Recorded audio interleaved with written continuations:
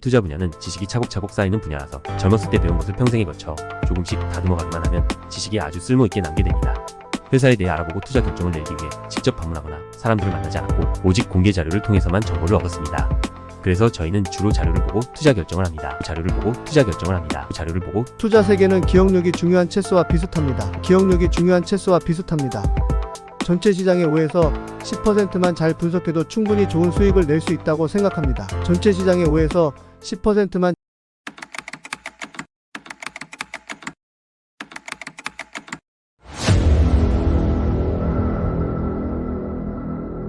안녕하세요. 제 이름은 올리버 카우사이고 오스트리아 비엔나에서 왔습니다. 질문이 두 가지가 있습니다. 첫 번째는 우수한 투자 아이디어를 얻기 위해 어떤 정보원을 이용하시나요? 예를 들어 특별히 읽는 신문이나 업계 잡지가 있는지 아니면 회사 본사나 자회사를 직접 방문하시는지 궁금합니다. 참고하시는 정보 출처로는 책이나 아니면 예를 들어 밸류라인, 스탠더드 앤 푸어스, 무디스 같은 정보 제공 업체, 블룸버그, 데이터 스트림 같은 데이터베이스, 연례 보고서, 인터넷 등이 있을 것 같습니다.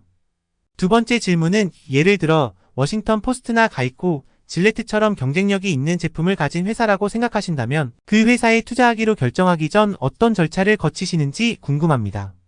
제품에 대해 더 잘 알기 위해 참고하시는 출판물이 있는지 그리고 재무제표가 어느 정도 중요한지 알고 싶습니다.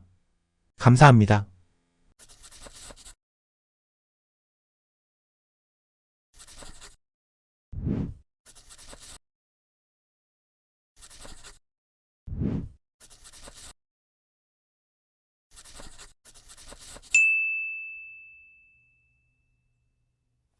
첫 번째 질문에 대한 답으로 두 번째 질문에 대한 답까지 다 포괄할 수 있을 것 같네요.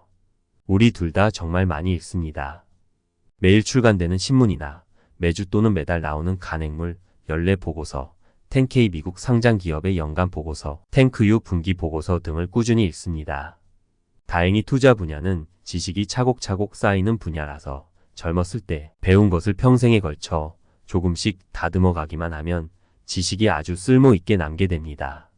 저는 40-50년 전에는 기업의 경영진을 직접 만나거나 회사에 방문해서 대화도 많이 나눴습니다. 하지만 요즘은 그런 일은 거의 하지 않습니다.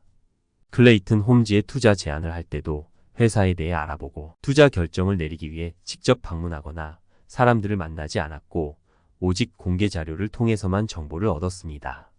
사실 경영진과 이야기하는 것이 항상 유익한 것은 아니며 재무 기록이 종종 경영진의 말보다 더 많은 것을 말해줍니다. 그래서 저희는 주로 자료를 보고 투자 결정을 합니다. 기본 지식이 많을수록 새로운 정보를 얻을 필요가 줄어듭니다. 투자 세계는 기억력이 중요한 체스와 비슷합니다. 월에는 월스트리트 저널 같은 신문을 놓치고 싶지 않을 겁니다. 저희는 수많은 재무 자료와 연례 보고서를 읽고 보고서에 나타난 숫자만 보고도 이 회사가 어떤 회사인지 알 수 있도록 하는 것이 목표입니다. 저희는 애널리스트 리포트를 보지 않습니다. 필요한 것은 각자 찾을 수 있으며 전체 시장의 5에서 10%만 잘 분석해도 충분히 좋은 수익을 낼 수 있다고 생각합니다.